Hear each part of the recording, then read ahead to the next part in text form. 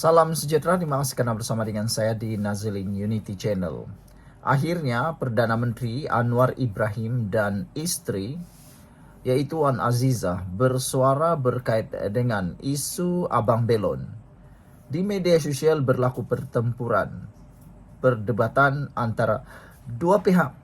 Ada yang cuba mempertahankan sepenuhnya Abang Belon, ada juga pihak yang tidaklah mempertahankan sepenuhnya Abang Belon tetapi turut memohon supaya pihak penguat kuasa juga diberikan keadilan.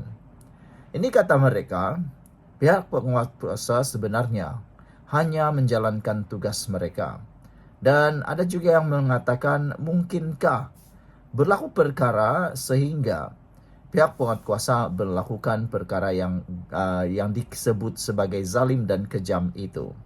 Mungkin, kata beberapa netizen, penguat kuasa itu cuba mempertahankan diri ataupun mungkin berlaku provokasi yang ramai tak tahu.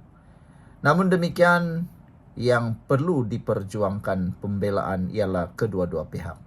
Sebenarnya para penjajah peniaga juga harus dibela. Para penguat kuasa juga yang menjalankan tugas juga turut harus dibela. Semua pihak harus berlaku adil. Jangan hanya menjadi penunggang pada isu ini sehingga mereka menganggap bahwa yang popular lah yang harus diperjuangkan.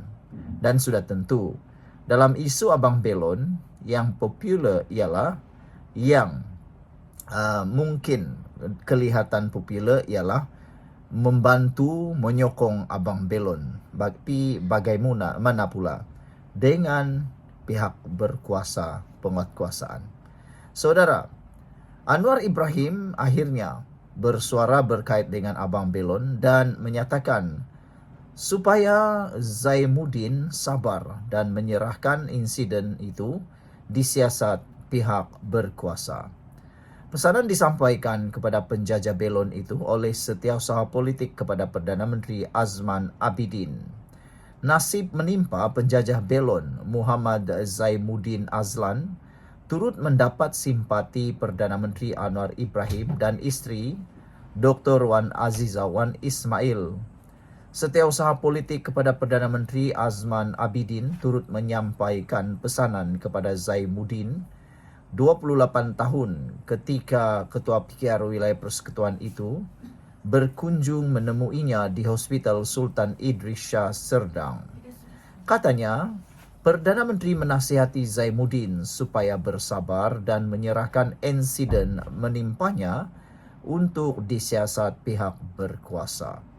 Zainuddin dalam rakaman video dilihat bergelut dengan anggota penguat kuasa Dewan Bandaraya Kuala Lumpur di BKL dengan dirinya tular di media sosial, termasuk mendapat reaksi pelbagai dari orang ramai. Di BKL dalam kenyataan sebelum ini berkata, insiden itu berlaku susulan penjajah berkenan enggan memberi kerjasama mematuhi arahan penguat kuasa selain didakwa bertindak agresif terhadap anggota berkuasa dan bertugas. Hari ini penjajah Belon itu nafi. Dia diberi amaran 3 kali oleh penguat kuasa. Katanya, dia sendiri takut dengan penguat kuasa dan khawatir barang dijual akan dirampas. Dia juga mengakui berniaga tanpa lesen selain tidak tahu prosedur untuk mendapatkan lesen. Dalam pada itu Azman memberi jaminan Zainuddin akan diberi bimbingan dan sokongan untuk mendapatkan lesen penjajah selepas dia pulih kelak. Mengambil kira dia tidak mempunyai pekerjaan tetap.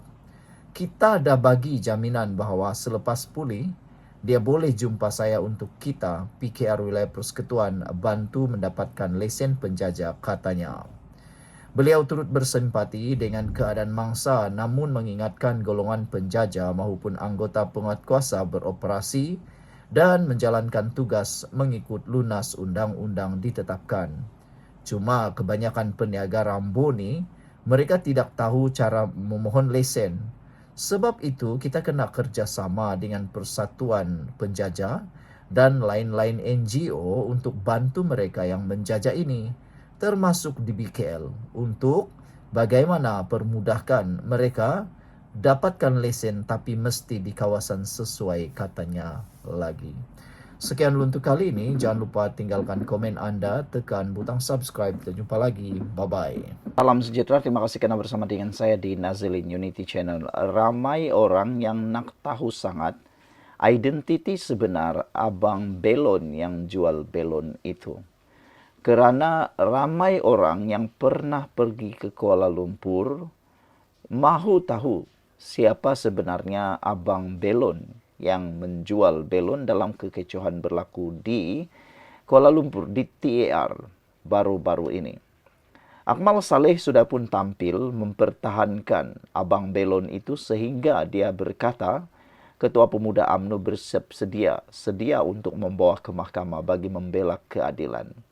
Namun demikian, ada juga pihak sebelah yang turut mempertahankan penguat kuasa di BKL tersebut.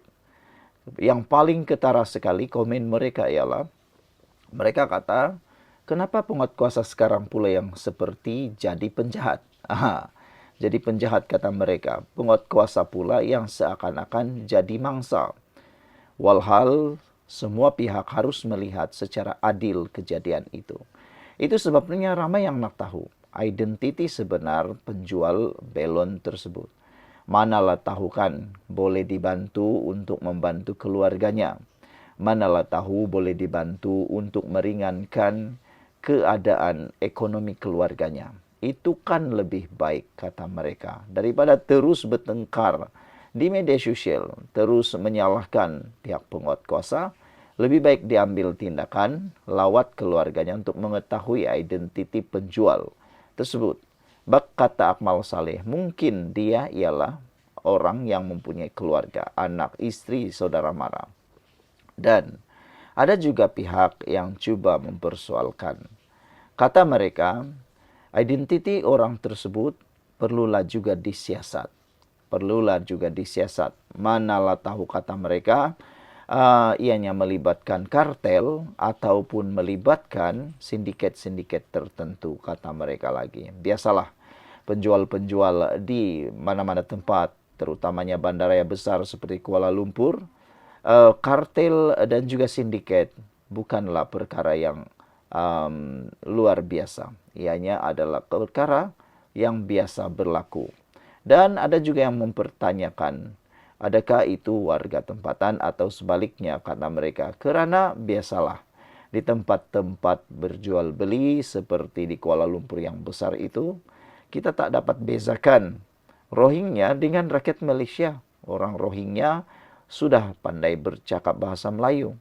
Kadang-kadang orang-orang daripada Bangladesh, Vietnam, Myanmar dan sebagainya juga mengambil kesempatan untuk berniaga di beberapa tempat. Tapi yang kita tahu video ini melibatkan seorang yang orang Malaysia. Namun demikian menjadi pertanyaan kita apabila Akmal Saleh kini tampil menjadi seperti hero sekali lagi. Apabila beliau kata, besar sangatkah kesalahan jual belon?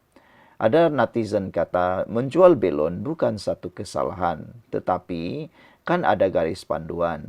Sudah dinyatakan mungkin cara untuk mendapatkan lesen ataupun permit berjual beli bagi memudahkan urusan.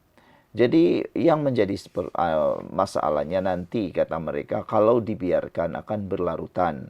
Satu orang terlepas, yang lain akan berterutan dan akan berlanjutan dan selama-lamanya akan berlanjutan. Jadi penguatkuasaan segera mungkin perlu diambil kata mereka. Tapi mungkinlah ialah kan tindakan kasar itu tiada siapapun yang setuju. Kita semua tak setuju dengan tindakan kekasaran. Lebih baik caranya ditangani dengan cara yang betul. Jadi besar sangatkah kesalahan jual belon kata Akmal Saleh? Dijawab oleh netizen, kecil atau besar, kalau memang tak mengikut undang-undang tetap jawabannya adalah salah. Namun demikian hari ini penguat kuasa di BKL dan di BKL akhirnya penguat kuasa di BKL akhirnya mengambil tindakan segera, tindakan yang dianggap sebagai tepat apabila penguat kuasa di BKL membuat laporan polis. Saudara-saudara sekalian, Jabatan Imigresen, penguat kuasa membuat laporan polis. Pihak polis memberi jaminan akan menjalankan siasatan telus terhadap insiden membabitkan sekumpulan anggota penguatkuasa di BKL dan seorang penjual belon di TAR malam tadi. Ketua Polis Dang Wangi Assistant Commissioner menyatakan laporan berkaitan telah dibuat oleh seorang anggota penguatkuasa di BKL pada malam yang sama. Menurut beliau, semua pihak yang terlibat dalam kejadian itu akan dikesan dan dipanggil untuk memberi kenyataan dalam masa terdekat. Kes disiasat di bawah Seksyen 186 Kanun Keseksaan kerana menghalang penjawat awam semasa menjalankan tugas. Tindakan akan diambil kepada mana-mana pihak yang melakukan kesalahan. Kita akan panggil semua pihak yang terlibat untuk keterangan. Pihak polis akan menjalankan siasatan dengan telus dan akan mengikut undang-undang ditetapkan. DPKL akan memberikan kenyataan berkata sebelum itu kejadian berlaku pada 11.50 malam itu. Katanya anggota penguatkuasa di BKL telah memberi teguran dan kebanyakan penjajah tanpa lesen memberikan kerjasama dengan beredar dari kawasan tersebut, namun ia tidak berlaku kepada peniaga belon berkenan. Susulan itu, satu laporan polis telah dibuat oleh penguatkuasa terlibat dalam kejadian berlaku pada 11.50 malam tadi. Sekian untuk kali ini. Jangan lupa tinggalkan komen anda untuk isu ini. Adakah pihak penguasa bersalah sepenuhnya atau perlu ada siasatan yang lebih lanjut? Dan menurut kes ini, ianya akan disiasat mengikut Seksyen 186 Kanun Keseksaan kerana menghalang penjawat awam menjalankan tugas. Kita jumpa lagi. Bye-bye.